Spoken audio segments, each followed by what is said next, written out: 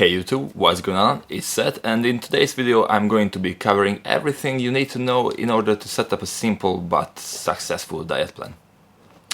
Before we go deep into technicalities though, I wanna speak about something that I think is the most important factor in order to achieve success during your diet.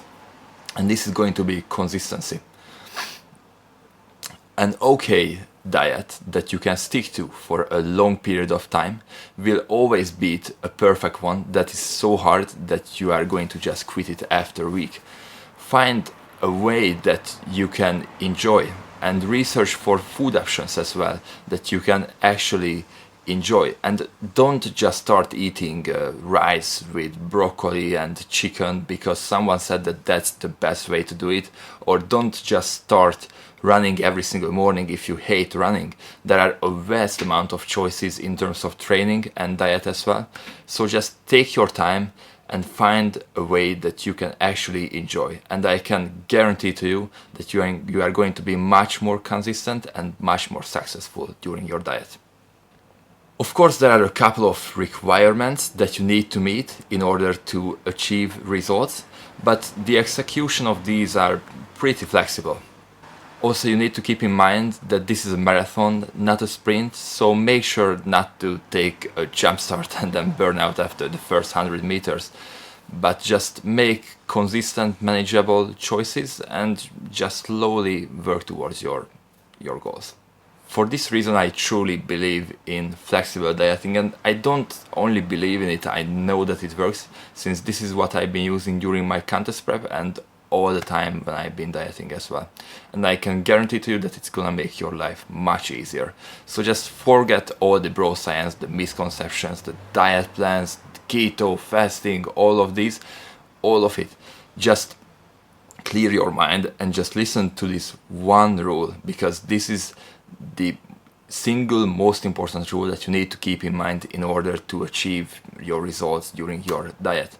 In order to lose weight, you need to be in a caloric deficit. If you don't lose weight, you are not in a caloric deficit, meaning that you have to eat less calories than how much your body actually needs and how much your body actually uses during the day. That's it. I know that it's not a magic formula, it's not a magic pill, it's not something exciting, but this is what actually works. There are so many diet plans and programs out there, but what actually works is if you just count your calories, you calculate how many calories you need to eat during a day, and you just stick to it. If you want to lose weight, you will need to eat less calories, but here is the upside.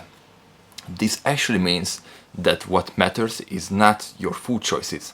What matters is actually how much calories you are eating. And I know that it's pretty hard to believe this, since back in the days you used to hear that if you eat bread, if you eat sweets, if you eat this and that, then it's going to go on your belly straight away, and oh my god, all of these things.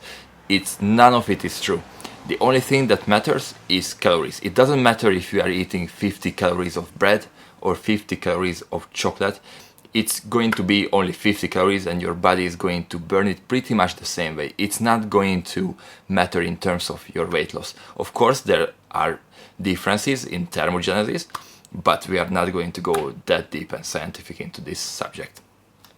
Of course, in the same time, I have to state that eating good quality food is going to be always more beneficial for you, not only for your health, but for the fact that good quality food is usually more dense, is going to make you feel full for a longer time than if you are eating chocolate and snacks. If you decide to go and cheat, but you still stay under your caloric limit, then you are going to lose weight. But I can guarantee to you that it's going to be much harder to stick to your calories that way, and you are going to be much more hungry.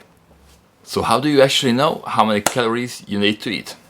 Well, there are a couple of possible ways to count this, but you need to keep in mind that none of these calculations are perfect. They are giving you a good estimate, a good starting point, and you should stick to these in the beginning, but after that you should keep a track of your progress, and in case you are not losing weight or if you are losing too much weight, you should adjust your calories accordingly. These are examples from my ebook, and the calculations based on research. So this is a pretty simple calculation.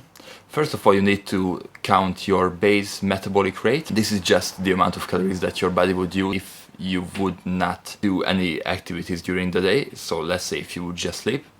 So there's not much to speak about this. You should just do the calculations for yourself, and following this you should multiply your BMR depending on your lifestyle. If you are doing a seated work and you are a female, then you should multiply it by 1.2. It's pretty straightforward. Just make sure to do these calculations before moving on. So moving on, you need to add the calories of the activities that you are doing during the day. So for example, if you are doing extra office work, you are doing gardening, or you are doing some kind of training, hunting, whatever, just make sure to add these calories. I know that all of our days differ from day to day, but just try to set up a general one and then count your calories accordingly. So if you finish with this, here you can see an example on how to count your maintenance levels. And if you manage to count these, then in order to lose weight, you only want to subtract 500 to 1000 calories from this amount. Once again, this is not a perfect calculation. This is just a good starting point. So make these calculations, start working with these calories, but if you don't see results, if you don't see at least 0.3 to 0.5 kilogram loss during a week, then you should decrease your calories further by 300-400 calories, I would say. Of course, if you did lose, let's say 0.1, then just reduce it by 1-200. Just use common sense in this matter. Alright guys, so moving on, the next step is going to be to actually count your calories. And how do you do this? Well, nowadays this is easier than ever. You only need to download one of the great calorie counting apps, just like FitnessPal. I would recommend FitnessPal since this is what I've been always using, and I think it's an absolutely great app, and you can just count everything that you consume. But the main thing here that you need to take away is to count everything that you consume, not just the main foods, not just this or that. You need to count everything that you consume. You need to count sauces, drinks, coffees, veggies, sides. Make sure to count everything, because this can differentiate a successful and an unsuccessful diet. To sum up all of the basics you need in order to set up a successful diet, just make sure to take your time to plan your diet the way that you can manage consistently and joyfully. Calculate your caloric needs in order to lose weight according to the calculations given, and make sure to use one of the calorie counting apps, just as MyFitnessPal, to make sure you don't consume more calories than you should during your day. And also make sure, as I said before, to count everything that you consume. Doesn't matter if it's just a drink or a coffee or a little side, just make sure to count everything that you consume. And this is it, guys. And now the most important thing, that's even more important than consistency, in the end, I left this for the end, is to actually start. And start right now. Don't wait for tomorrow, don't wait for next week. Just sit down, count your calories, download your app, and start right